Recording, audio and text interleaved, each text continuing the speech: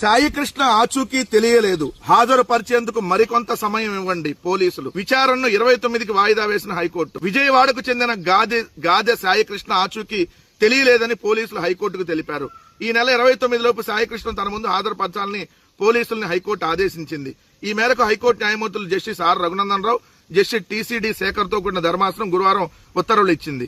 విజయవాడలో కృష్ణలంక చెందిన సాయికృష్ణపై Krishnalanka police station లో పలు కేసులు నమోదయ్యాయి. కొంతకాలంలో మార్కాపురంలో ఉంటున్న సాయికృష్ణ కృష్ణలంక పోలీసులు తీసుకొచ్చారని, ఇప్పటి వరకు దిగువ కోర్టులో హాజరుపరచలేదని అతని తల్లి విజయలక్ష్మి హైకోర్టును ఆశ్రయించారు. తన కుమారుడిని హైకోర్టులో హాజరుపరిచేలా ఆదేశాలు ఇవ్వాలని కోరుతూ ఇటీవల హైకోర్టులో హెబియస్ కార్పస్ పిటిషన్ దాఖలు చేశారు. ఏంటిదనంటే, ఆంధ్రప్రదేశ్ రాష్ట్రంలో ఎంత దారుణంగా రెడ్ బుక్ అనేటటువంటి రాక్షసత్వం, లోకేష్ పైశాచికత్వంతో జంగిల్ రాజ్ పాలన నడుస్తుందంటానికి ఈ కుర్రాడిదే ఒక ఉదాహరణ. ఇతని పేరు గాదె సాయికృష్ణ. ఇతను కాపు సామాజిక వర్గానికి సంబంధించినటువంటి యువకుడు. ఈ రోజు మనం మాట్లాడుతున్నది జూన్ 16వ తారీఖున మనం ఇప్పుడు ఈ వీడియో చేస్తున్నది. ఇతన్ని పోలీసులు మే 9, 10 తారీఖులు సబ్జెక్ట్ టు ద కరెక్షన్, ఆ 2 రోజుల్లో ఒక రోజు ఆయన్ని పోలీసులు మార్కాపురం నుంచి విజయవాడలోని కృష్ణలంక పోలీస్ స్టేషన్ కి తీసుకొని వచ్చారు. ఇక్కడ దాదాపుగా 37 రోజులు అవుతుంది. 37 రోజుల క్రితం కాపు సామాజిక వర్గానికి, జనసేనలోకి పవన్ కళ్యాణ్కి అభిమానంగా ఉండేటటువంటి ఒక వ్యక్తిని, ఒక కుర్రవాడిని విజయవాడలోని కృష్ణలంక పోలీసులు తీసుకొని వచ్చి 37 రోజులైంది. అతను బతికున్నాడో చచ్చిపోయాడో ఇప్పటి వరకు తెలియదు. అతన్ని లాకప్ డెత్ లో చంపేసి, అతన్ని శవాన్ని కూడా ఏదైతే తగలబెట్టేసి బూడిద కూడా లేకుండా చేశారనేది ప్రస్తుతం వినపడుతున్నటువంటి మాట. ఈ తల్లి ఎవరైతే ఉన్నారో, ఈ గాదె సాయికృష్ణ గారి తల్లి విజయలక్ష్మి గారు పోలీస్ స్టేషన్ కి వెళ్తే, నీ కొడుకుని చంపేస్తా, చచ్చిపోయాడనుకో, వాడిపై ఆశలు వదులుకో, వాడు ఇకపై నీ వద్దకు రాడు అంటూ కృష్ణలంక సిఐ నాగరాజు గాదె సాయికృష్ణ గారి తల్లి విజయలక్ష్మి గారికి చెప్పినటువంటి మాట. అంటే పోలీసులు ఆల్రెడీ గాదె సాయికృష్ణని చంపేసి శవాన్ని కూడా తగలబెట్టి బూడిద కూడా కనపడకుండా చేశారు. సో ఆ తల్లి ఏదైతే న్యాయవాదుల్ని ఆశ్రయించి బార్ కౌన్సిల్ని అక్కడ, అయ్యా నా కొడుకు బతికుంటే ఎక్కడున్నాడో చూపించండి, లేదా చచ్చిపోతే శవాన్నైనా చూపించండి, లేదంటే ఆ బూడిదనైనా ఇవ్వండి, వెళ్ళి నేను ఏదైతే కృష్ణానదిలో ఆ బూడిదనన్నా నేను ఆ బూడిదను కృష్ణానదిలోనే కలుపుకుంటానని చెప్పి ఒక తల్లి ఆవేదన. అంటే ఇది సాయికృష్ణకు సంబంధించినటువంటి ఒకటే కాదు, ఈ రాష్ట్రంలో ఈరోజు వ్యవస్థల తీరు, కొంతమంది పోలీసుల్ని అడ్డం పెట్టుకొని చేస్తున్నటువంటి దారుణాలు. ఒక కుర్రాడిని చంపేసి శవాన్ని కూడా దొరకకుండా చేసి 37 రోజులు అవుతున్నా తల్లి కోర్టులకు వెళ్తే ఇప్పటి వరకు ఎక్కడున్నాడో తెలియదని పోలీసులు చెప్తా ఉన్నారంటే, ఇది ఒక సిఐకో లేదంటే ఒక యువకుడికో సంబంధించినటువంటి అంశం కాదు.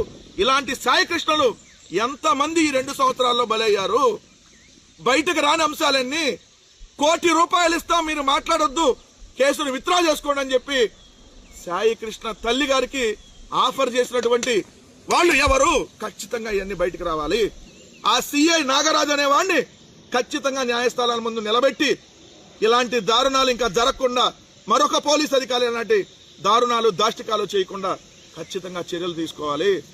గౌరవ హైకోర్టు వారు దీన్ని రేపు 29వ తారీఖులో ప్రొడ్యూస్ చేయకపోతే చాలా సీరియస్ గా దీన్ని అంశాన్ని తీసుకొని ఈ వ్యవస్థలని, ఇక్కడ ఉన్నటువంటి ప్రభుత్వాన్ని ఖచ్చితంగా కూడా శిక్షించేలాగా ఆదేశాలు ఇవ్వాలి. ఎందుకంటే తప్పు ఎవరైనా చేస్తే న్యాయపరంగా శిక్షించేటటువంటి అధికారం పోలీస్ యంత్రాంగానికి, కోర్టులకి ఉంది. కానీ తీసుకొని వచ్చి మనుషుల్ని చంపేస్తాం, శవాలను కూడా కనపడకుండా చేస్తాం, మీ దిక్కున్న చోటు చెప్పుకోండి, నీ కొడుకు చచ్చిపోయాడని అనుకో అంటే ఎక్కడికి పోతా ఉన్నాం? వ్యవస్థలో ఎక్కడికి పోతా ఉన్నాం మనం? ఈ రెడ్ బుక్ అనేటటువంటి అరాచకత్వం ఎంత దూరం వెళ్తుందో ఒకసారి ఆలోచించండి. ఈ రోజు సాయికృష్ణకి జరిగిందే రేపొద్దున నీకు నీకు నీకు నీకు జరగదన్నటువంటి గ్యారంటీ ఏమన్నా ఉందా? ఈ ప్రభుత్వాన్ని ప్రశ్నిస్తే YSR Congress party social media వాళ్ళ మీద కేసులు పెడతారు. ఈ ప్రభుత్వాన్ని ప్రశ్నించేందుకు వైఎస్ఆర్ కాంగ్రెస్ పార్టీ నాయకుల మీద కేసులు పెడతారు. ఈ ప్రభుత్వాన్ని ప్రశ్నిస్తే నా మీద కూడా కేసులు పెట్టి నన్ను అరెస్ట్ చేసినటువంటి పరిస్థితి, న్యాయస్థానం నాకు బెయిల్ ఇచ్చినటువంటి పరిస్థితి. ఈ ప్రభుత్వాన్ని ప్రశ్నిస్తే జనసేన వాళ్ళ మీద కేసులు పెడతారు. ఈ ప్రభుత్వాన్ని ప్రశ్నిస్తే తెలుగుదేశం వాళ్ళ ఇళ్లకెళ్లి కూడా తెలుగుదేశం వాళ్ళే దాడులు చేస్తున్నటువంటి పరిస్థితి నిన్న దెందులూరులో మనం చూసాం. అంటే అసలు ఆంధ్రప్రదేశ్లో ఎంత దారుణమైనటువంటి పరిస్థితులు ఉన్నాయంటానికి ఈ సాయి కృష్ణతో పాటు అనేక సంఘటనల ఉదాహరణ. 10 రోజులైంది తునిలో అమ్మాయి ఎవరైతే చిన్నపిల్ల తప్పిపోయి ఏమైందో ఇప్పటి వరకు తెలియదు. 10 రోజులైనా కనిపెట్టలేనటువంటి దారుణమైనటువంటి స్థితిలో వ్యవస్థలు ఉన్నాయి. ఇంకోటి చూస్తే 23 నెలల క్రితం నంద్యాల జిల్లా మచ్చుమరిలో అమ్మాయిని అత్యాచారం చేసి హత్య చేస్తే 9 ఏళ్ల బాలికని ఇప్పటి వరకు శవం దొరకల.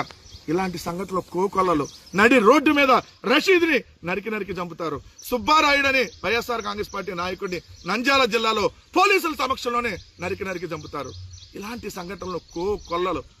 తెలుగుదేశం పార్టీ నాయకుడిని తెలుగుదేశం పార్టీ వాళ్ళే వీరయ్య చౌదరిని ఏదైతే 52 కత్తిపోట్లు పడిచి చంపినటువంటి పరిస్థితులు. ఇలా చెప్పుకుంటా పోతే ప్రతిరోజు ఈ రాష్ట్రంలో జరుగుతున్నటువంటి దాష్టికాలు, దీనికి అంతు పొద్దు లేకుండా ఇష్టం వచ్చినట్టుగా ఏదైతే మద్దతు తెలుపుతున్నటువంటి పత్రికలు, ఖచ్చితంగా ఇది ఇలా ముందుకు పోతే ఆంధ్రప్రదేశ్ రాష్ట్రం వల్లకాడయ్యేటటువంటి పరిస్థితి ఉంది. ప్రజలు కూడా దయచేసి ఆలోచించి ఎక్కడికక్కడ సంఘటనలు జరిగినప్పుడు రియాక్ట్ అవ్వమని చెప్పి కోరుతా ఉన్నా.